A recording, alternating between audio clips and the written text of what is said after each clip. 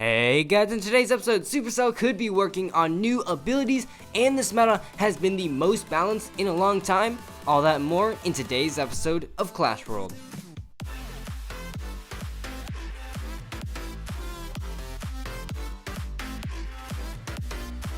Hey guys, it's right here and welcome back to another episode of Clash Worlds. In this weekly show, we take a look at the most recent announcements from the Clash Royale team, the hottest topics in CR eSports, as well as what's going on in the community. Then, we'll finish off the episode by breaking down the meta and featuring my off-meta deck of the week. If you're enjoying Clash Worlds, then please leave a like, subscribe, and hit that bell to get notified of every video that comes out. This week's video is going to be a bit of a slower news week, but without further ado, let's get right into the first section, New in the Arena.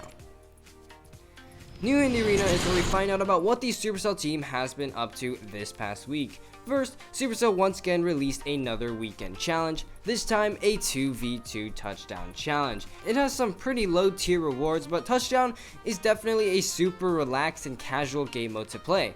I do, however, really like that Supercell has made these custom challenges more frequent. Pretty much every single weekend there is a new challenge. I have a ton of fun playing this challenge, so let me know how you did in this challenge down below. Next up, could abilities be in the works for the next October update? As you can see in this Opegit Studio leak, during the update they data mined several interesting lines under the ability section. First, we have 2 shield abilities and a shock damage ability. Opegit Studios then said, apparently the developers are quietly working on new capabilities for the characters and have also introduced some special kind of tests. Definitely really interesting and excited to see what could be in the cards in the future. Again, we did have some leaked footage of heroes a few weeks ago showcasing some sort of abilities, so maybe it just shows that, the hero's arrival to the game is getting closer and closer. Also, Clash Royale just recently released a video called How We Made the Goblin Giant. This video goes really in depth about exactly what goes into a design for the aesthetics of new cards. After some quick 2D sketches to the 3D modeling, coloring, texturing, and finally rendering, a new card is finally done. While we just see these tiny troops moving across the arena, there's so much more work put into the backstage that we don't even know about. And I think it's really nice that the dev team brought an aspect of card creating to the light for us to appreciate. Good work with the increased transparency. Next up, in the future, you could enter more than one challenge at a time. On this Reddit post asking about not being able to enter multiple challenges, Clash Royale replied with this. This is something that we are keen on changing at some point in the future, but unfortunately, it is not as quick of a fix as it may seem to be at a first glance. It's on our big list of quality of life improvements that we want to make, however, but at least for the near future it will remain the same. So unfortunately it's not coming anytime soon, but it definitely will be coming, sometime in the future. I definitely want this added into the game, as with the more frequent challenges that they are releasing comes that necessity to be able to play in multiple challenges at once. Now that's going to do it for New in the Arena. It's time to check out the eSports update. The eSports update is a segment where we take a look at the new and rising pro players as well as recent eSports competitions. And as usual, the first season of CRL is well underway, but to keep the video short, we are only going to be going over the North American region of CRL. Starting off, NRG lost to Team Solo Mid 1-2, CLG lost to Tribe Gaming 1-2, Cloud9 beat TSM 2-1, 100 Thieves lost to Complexity 0-2, Cloud9 beat Immortals 2-1, and 100 Thieves beat NRG 2-0. 100 Thieves finally got their first win. Congratulations. Could this be the comeback of the 100 Thieves?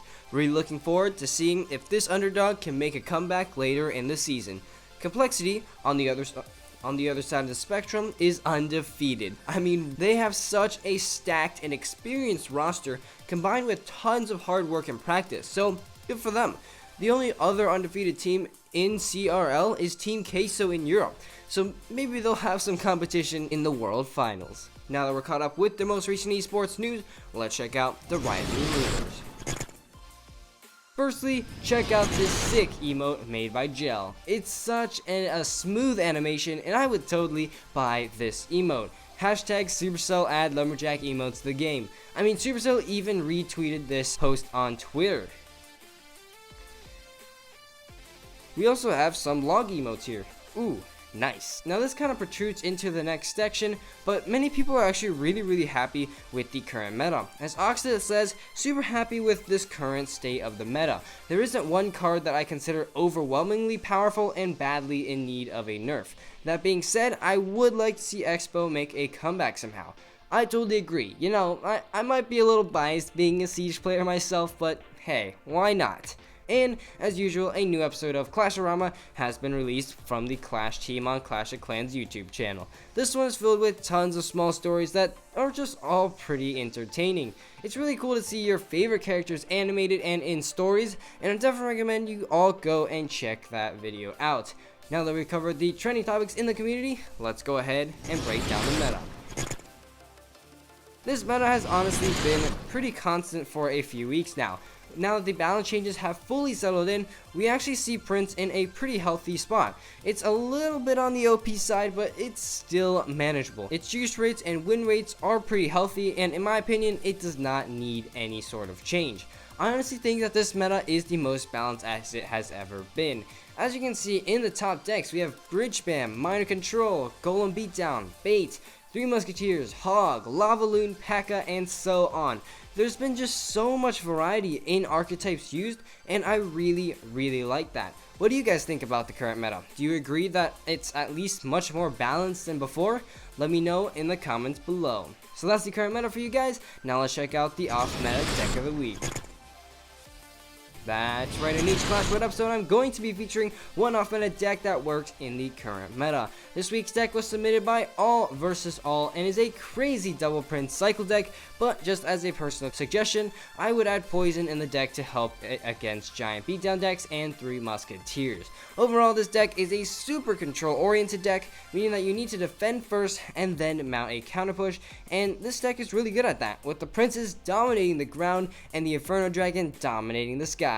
So, without further ado, let's get right into a battle. Alright, so looks like this battle is going to be against Josip97 from CRO Pro 5. Good luck to this guy. And yeah, starting off this match, we're just gonna kind of start off really passively. This deck is again a bit more control oriented, and you have to be able to break through with those Princes to win. So here, let's just go ahead and cycle a Zap. He's going in heavy with those emotes, and I'll go in heavy with a Zap. So here he's gonna go with a Giant in the back. I'll just play a Prince right there, followed up by probably an Inferno Dragon, which will go ahead and, you know, negate as much damage hopefully as possible. Here he's gonna go with a Prince, and oh, okay, really well played. He's gonna go with some guards. So here I'll go with an Inferno Dragon, which will go ahead and take out hopefully that Giant, and meanwhile guards will go ahead and finish off that Prince. So not exactly the best defense, but we still managed to take 0 damage, which I will definitely take.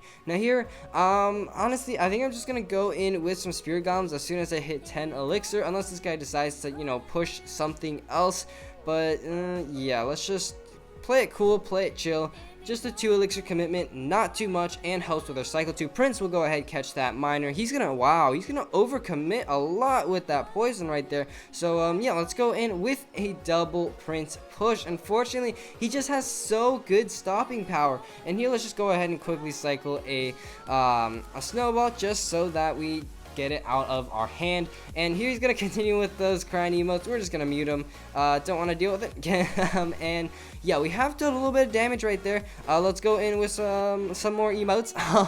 This guy is really heavy with those emotes, and yeah, he's okay. Let's just go with guards right here, because I'm not sure if he has that good of a counter. Okay, he's just gonna use his Giant to tank, and one of the guards does get a little bit of damage onto the tower. So here, as we go into double elixir time, let's just go in with our Inferno Dragon. Let's go in with our Prince, and that Giant is just gonna be completely shredded. Meanwhile, Spirit Golems right here will tank for those Mega Minions shots, and then we can go ahead and let's see, follow up maybe with a Dark Prince. Maybe if that Prince goes out, takes out that Hunter, and there we go, Dark Prince going in. Let's see, let's go in with a Zap right there. Unfortunately, he does place down those guards, and guards are just so good on defense. Here, let's go with an Inferno Dragon. Fortunately, this guy does not have an Electro Wizard, countered. So here we're gonna go ahead, place down our Inferno Dragon, place down our Prince, place down our guards to soak up that Prince, Spear Golems as well.